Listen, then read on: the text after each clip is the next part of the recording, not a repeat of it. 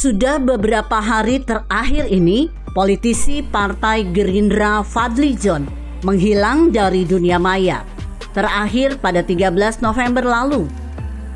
Diamnya Fadlizon ini diketahui bermula ketika dirinya menyindir terkait banjir Sintang saat Presiden Jokowi tengah menjajal langsung sirkuit Mandalika di kawasan ekonomi khusus Mandalika.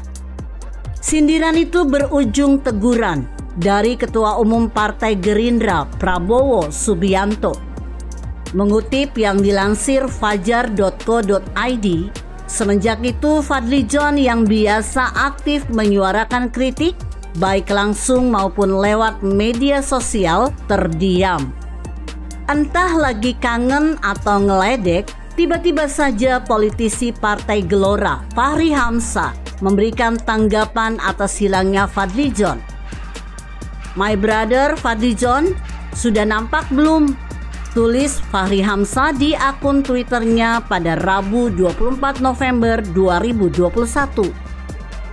Tak sampai di situ, mantan Wakil Ketua DPR RI itu meminta Gubernur DKI Jakarta Anies Baswedan untuk mencari keberadaan Fadlizon.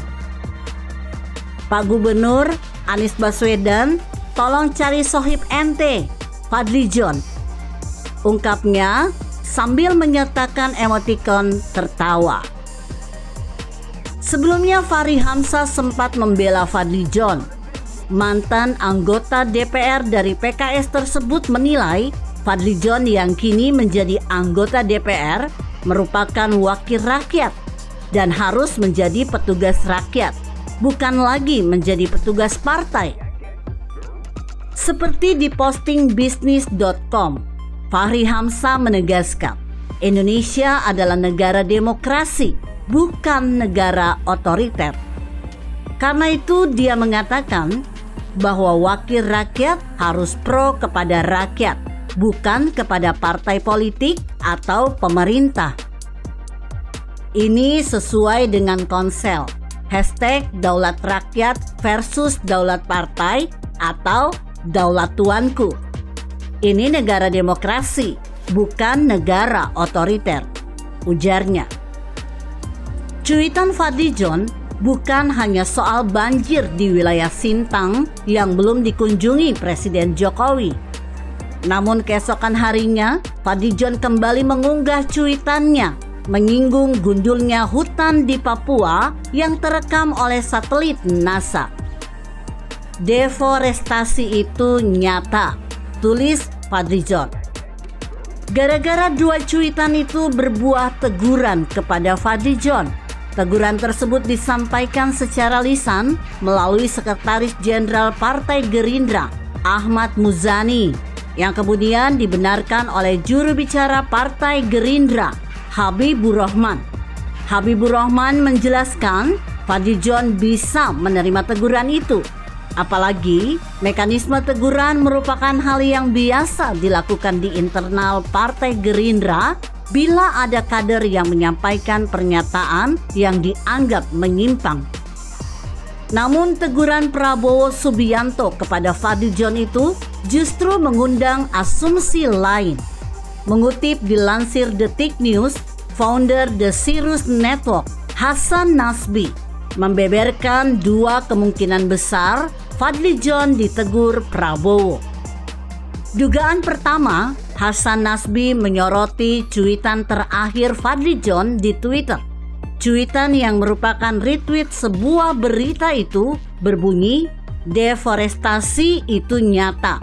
Saya justru khawatir Bang Fadlizon ditegur karena mengaitkan banjir dengan deforestasi," ujarnya. Menurut Hasan Nasbi, Fadlizon menjelma menjadi aktivis Greenpeace di Indonesia. Sehingga ini yang sebenarnya menyebabkan Fadlizon ditegur, karena ini tweet terakhirnya. Mengapa cuitan deforestasi itu nyata bikin Fadlizon sampai ditegur Prabowo? Hasan Nasbi mengungkit peran Prabowo di Kementerian Pertahanan untuk mengurusi food estate di Kalimantan. Sementara ketua umumnya Prabowo Subianto sedang giat-giatnya menebang pohon dan membuka hutan untuk mewujudkan sebuah food estate di Kalimantan. Jadi, apa yang diposting Fadlizon itu menegasikan bahwa mengkritik apa yang sedang dilakukan Prabowo Subianto yang dianggap offside dan dia ditegur. Ini sangat mungkin terjadi. Dugaan kedua soal Puan Maharani.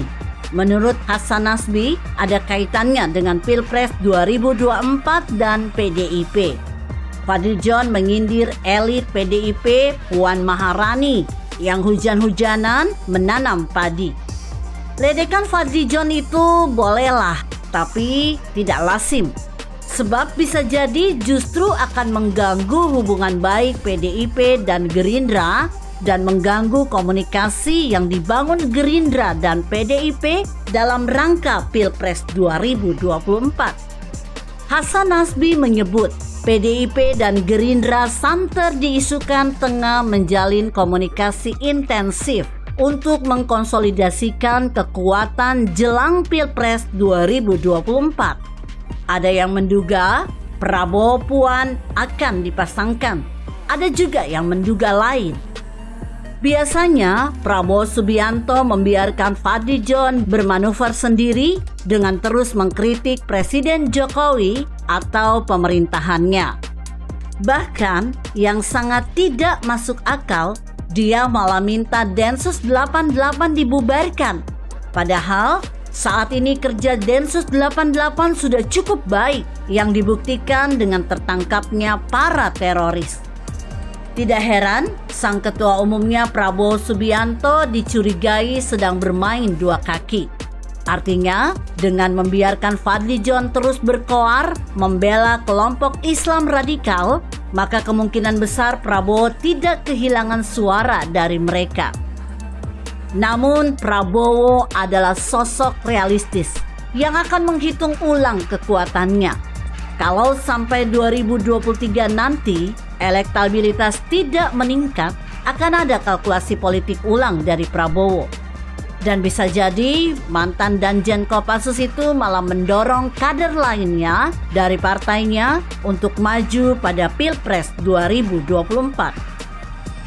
Kalau ini sampai terjadi, pelajaran penting untuk politisi kita bahwa tidak seharusnya para senior masuk dalam gelanggang. Mereka bisa menjadi pelatih di luar area pertandingan. Begitu kira-kira. Bagaimana menurut Anda? Jika Anda berpendapat lain, berikan komentar Anda di kolom komentar. Saya Emma, Karisma 90.